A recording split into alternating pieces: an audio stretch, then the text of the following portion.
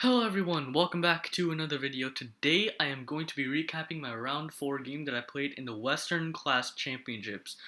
Now going to this game, I was at 1.5 out of 3 after scoring my first win, and in the 4th round I am playing a 1981 FIDE, and my opponent is like 10 or 11 years old. He's a kid, he's super scary to play with, I heard from some people, and yeah, kids are just scary nowadays because they grew up with engines and they basically study with all like the engines and stuff.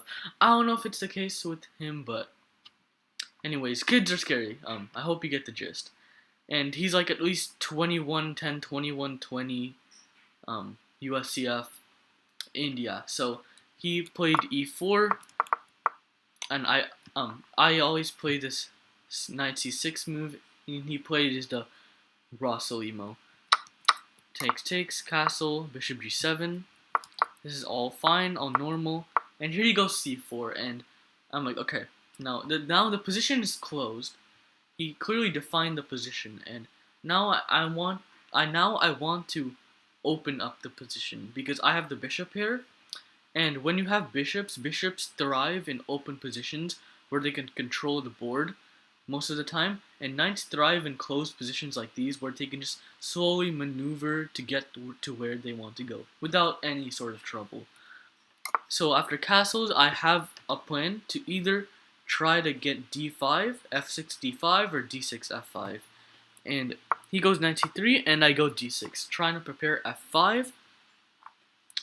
And after a3, I immediately go a5. I decide to close the position on the queen side. Although that might seem weird, like why did I say I was going to open the position, but I'm closing it down? Well, because I want to open up the position on the king side, where he'll have less defenses hopefully, and I can just try and checkmate the king, like just to show you what might happen. I was hoping for something like this, where I could damage the structure, and then bring all my pieces to hopefully try to checkmate the king. And I want to close the position on the queen side so that he will have no counterplay on the queen side with no sort of b4. I'm trying to get rid of this move.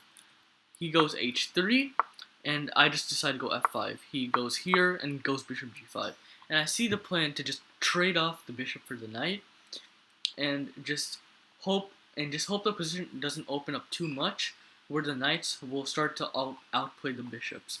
I just go h6. I was kind of considering bishop f6 and just trading this, but I thought the dark squares will be extremely crucial later on for an attack, and I just thought my knight wasn't really doing too much anyways, so it's fine if we get rid of it. So I just went h6, takes, and queen at a4. And yeah, I do take the pawn, but at first I'm like, wait, why can't I just take?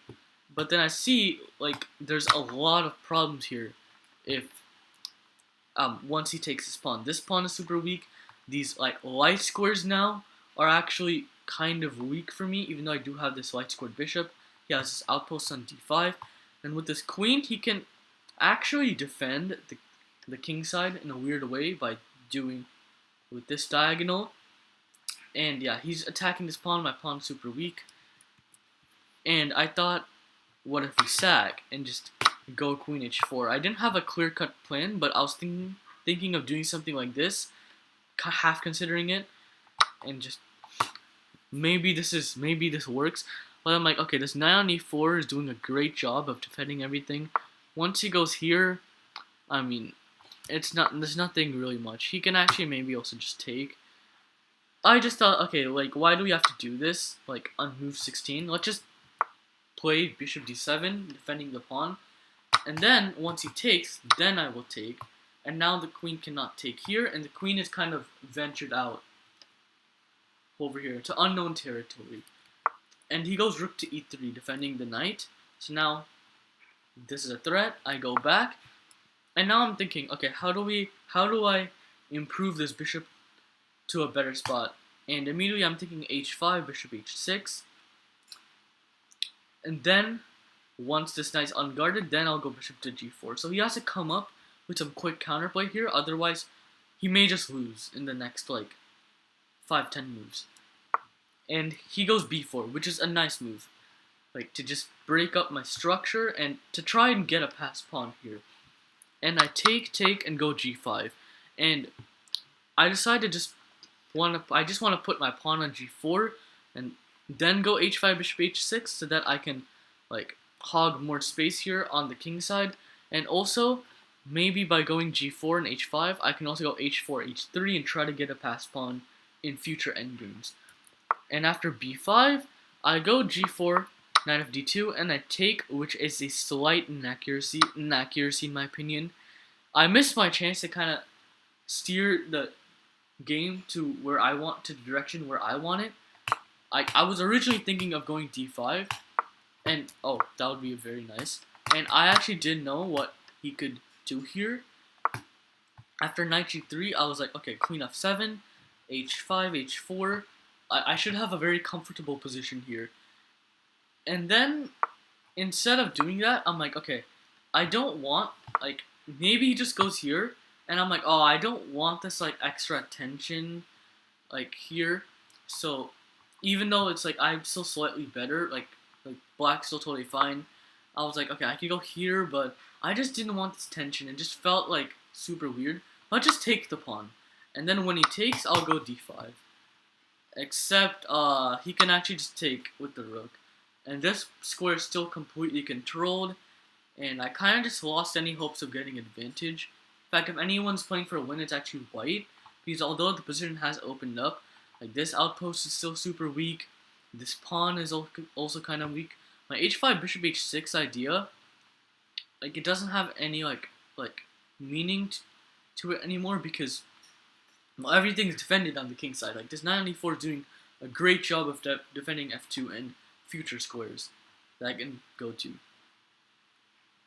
So I take, and go h5. I was kind of half considering rook a8 here after queen b4. I rejected rook a8 after queen b4 because this pawn is weak and, well, okay, this check, it looks scary, but after knight f1, I just didn't see a clear-cut way forward. And with more pieces on the board, probably gives him more chances to win. So I'm like, okay, let's just take the rook and then go h5 and just try to get active counterplay. Queen b6, rook d8, and now it goes rook e1. And I'm like, I immediately become nervous because, oh no, he's coming here. He wants to go here and control these two open files. The queen, basically, once he gets his rook to a1, he's basically controlling the queen side. And my position is, like, kind of defensive now. I didn't really see a way forward. So, but I did find this move eventually. Knight c5. I'm like, okay, I have this move rook d6. Everything's holding together. Luckily, like, check out this king h7 move. And everything should be totally fine. Or maybe even just bishop f8. So once he takes, my whole idea was to get rid of my weakness, and my whole idea succeeded. And now my position should be fine. Not really with perfect play, but it's gonna be a little bit tough. I don't really know why he didn't go here. I was actually thinking maybe he could do this and sack the pawn, because he might have annoying stuff like queen to g6, threatening this. And I might have actually done, like, bishop e4 there, or who knows. I was actually thinking, yeah, of going there and maybe just getting my rook here. And like I said before, this is kind of scary to play. But luckily for me, he went queen back, just kind of protecting all of his pieces. And okay, I'm like, okay, I know he's not gonna go here, so let's just activate all my pieces again. Knight c3, I go queen f7. I didn't want to go here because I was worried my bishop would get hit in these, like, weird awkward areas. So I just went here, traded off, and I'm like, okay, at this point I'm fine with the draw. And he goes knight c4. I thought he could push for the win, like, get a slight advantage here with knight e4.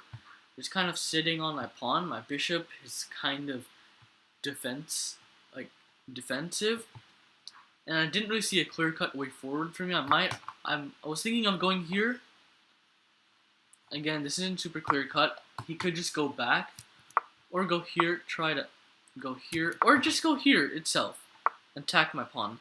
See, again, this knight on e4 is super annoying because it just defends this pawn and kind of just rejects all my ideas of attacking that pawn. I did have this like neat idea maybe to like do something like this. I don't think it works. Maybe after something like that. But he goes knight c4, and I calculate that queen d4 is totally fine. He takes the pawn in the game, but I saw if he did this, that it was gonna be a draw. But maybe in the future, this like pawn would be a passed pawn. I could somehow win that pawn, or create my own passed pawn and get my bishop active and try to win the game that way. But he just takes the pawn, and in this position, the final like critical point of the game, I calculate that g3 doesn't work, and I want to see if it does. But I wanted to see if it did, but it didn't work. I saw queen d5 check, king h8. I saw this like weird triangulation where I could go here and here, here, here, and just try to get my king like this. But if I'm not careful, I could lose because the king could come here. But I just agreed to a draw. I just repeated the moves, and that's a funny thing. Actually, had I gone g3 here, I could have actually won because he said my opponent told me if I'd gone g3, he would have gone queen e6 check. I would have gone here, and he would go queen to h3. Or no, I would have gone actually here because I wanted to get my king kind of advanced, try to like win this pawn. But turns out what I missed was that he has this move queen h3. But actually queen h3 is losing. It's so funny, like, because I have this move queen d4 check, king h1, and this only winning move queen f4. Like what a move, honestly. Just like threatening mate, and if rook g1, well, what is the move? Well, okay, rook f5. Like this is just honestly ridiculous, because it's Zugzwang. Like after d4, h4, maybe he's winning, or actually like how do I win this? Yeah, like I just go like I found this like engine line after analyzing the game that it just honestly completely ridiculous. Like you can't move the rook because I'm threatening queen f1 mate, and you can't ever move the queen because the queen is trapped here, which is just so funny. But yeah, the game just agreed to a draw, and yeah, so after this point I stood at 2 out of 4. My last round's very interesting. I will tell you that. I'll probably upload it next week because next week I have spring break, so I'll be uploading a lot of videos then. So be sure to check those out next week. And yeah, anyways, that's all for today. I hope y'all enjoyed the video. Goodbye, everyone.